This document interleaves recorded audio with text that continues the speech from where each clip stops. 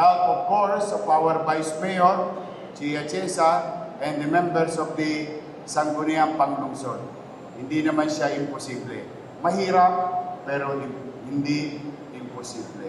Now, I would like to, all of you, I encourage each and every one of you to welcome our new 30 nurses. Edward, gusto ko makita yung magagandang nurses natin. Ayan. Ayan. Welcome to government service. Hindi sila maniwala na natawagan sila ng Sabado. Nagulat sila. Totoo ba yan? Saturday po ngayon. Wala pong pasok. I think that is a signal for you. Even holidays and Saturdays, if not, we are trying to do our job in our own little way to address every challenges of the city. We try to value time and opportunity to solve those challenges kahit na orasan ng pahinga.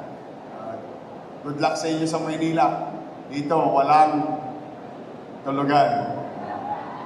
But thank you sa inyo, and I hope,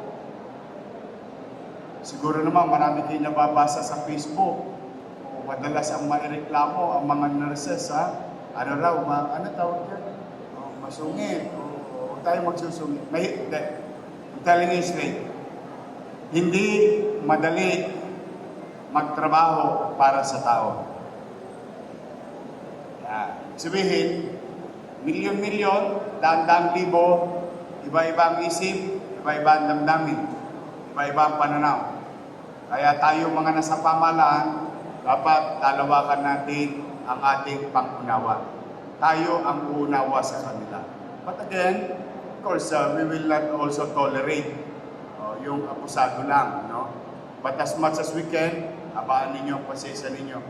Ang may sakit, ang sino mang tao na may sakit, walang mauunawaang katwiran. Kasi, siyempre, meron siyang nararamdaman, physical pain. So, he or she cannot understand. So, that's why we, in the government, kailangan habaan natin ang ating pasensya. But, we're happy. Congratulations. Ang ating Manila Health Director, Grace Padilla.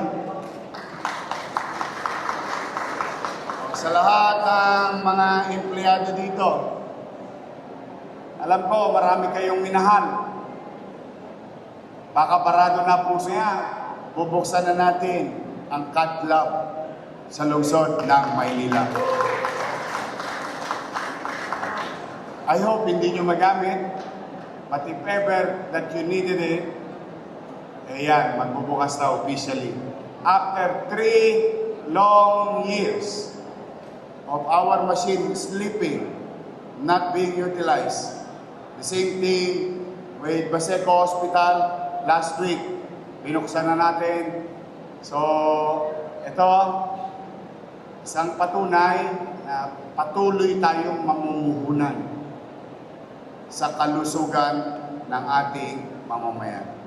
So, kung kayo mga kailangan ng angiogram, and sooner or later, hopefully, makamit natin yung level of skills to do angioplasty in the city of Manila, then you will save hundreds of thousands and millions of pesos each patient doing the procedure, because the city of Manila will offer it for free, no cost to the patient.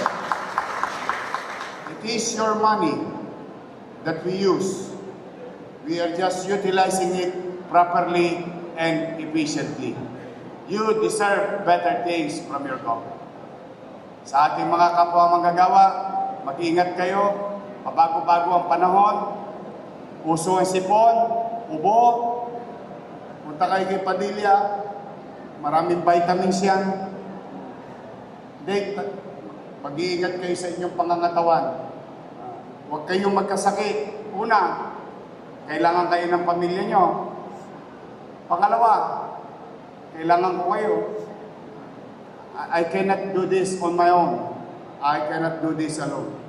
I need each and every one of you to do your job, to do your task in your field of undertaking. We must come together in harmony and synchrony to deliver what we should be delivering to our people. And remember this, for this week, we are in people helping people business. I hope that God will protect you, each and every one of you, give you good health and strength and wisdom. And God guide us, every one of us. Ngawa Diyos, makakaraos din tayo. Muli, maraming salamat. Pagpalain nawa kayo ng poong may kapal. Manila, God first. Thank you.